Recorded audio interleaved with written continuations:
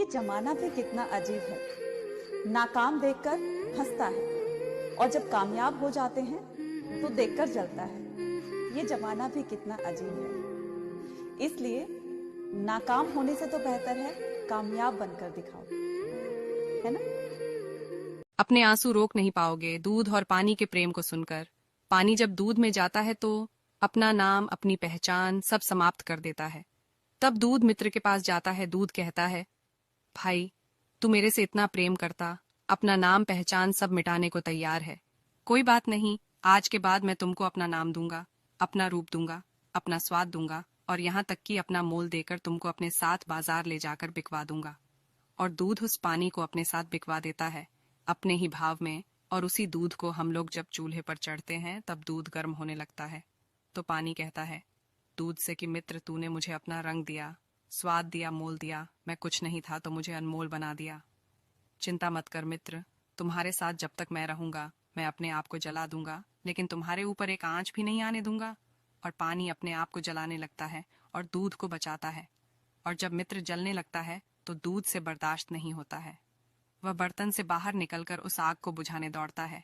ऐ आग, तू मेरे मित्र को जलाएगी, उससे पहले मैं तुमको बुझा के समाप्त कर दूंगा।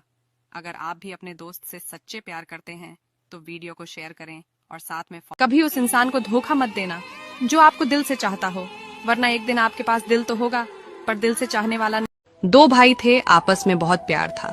खेत अलग अलग थे, आजू बाजू। बड़ा भाई शादीशुदा था, छोटा अकेला। एक बार खेती बहुत अच्छी हुई, अनाज बहुत हुआ। खेत में काम करते करते बड़े भाई ने बगल के खेत में छोटे भाई को खेत देखने कहकर खाना खाने चला गया। उसके जाते ही छोटा भाई सोचने लगा, खेती तो अच्छी हुई है, इस बार अनाज भी बहुत हुआ है। मैं तो अकेला हूँ, बड़े भाई की तो गृहस्थी है, मेरे लिए तो यह अनाज जरूरत से ज्यादा है। भैया के साथ तो भाभी बच्चे हैं, उन्हें जरूरत ज्यादा है। ऐसा विचार कर वह 10 बोरी अनाज बड़े भाई के अनाज में डाल देता है। बददहा भाई भोजन करके आता है, उसके आते ही छोटा भाई भोजन के लिए चला जाता है।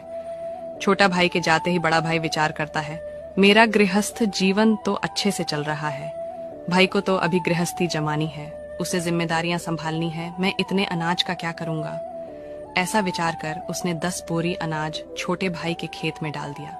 दोनों भाइयों के मन में हर्ष था, अनाज उतना का उतना ही था और हर्ष, स्नेह और वात्सल्य बढ़ा हुआ था।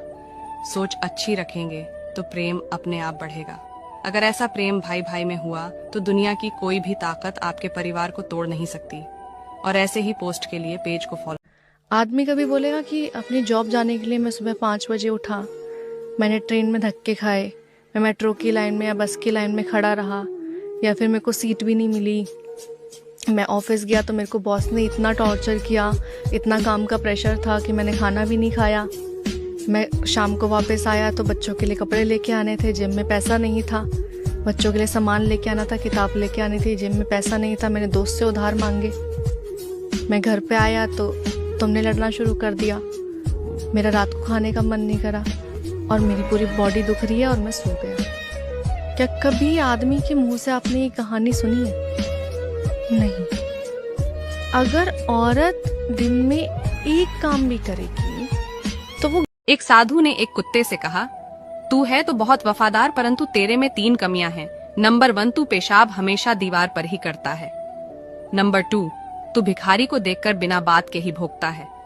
नंबर 3, तू रात को भौंक भौंक कर लोगों के नींद खराब करता है। इस पर कुत्ते ने बहुत ही सुंदर जवाब दिया।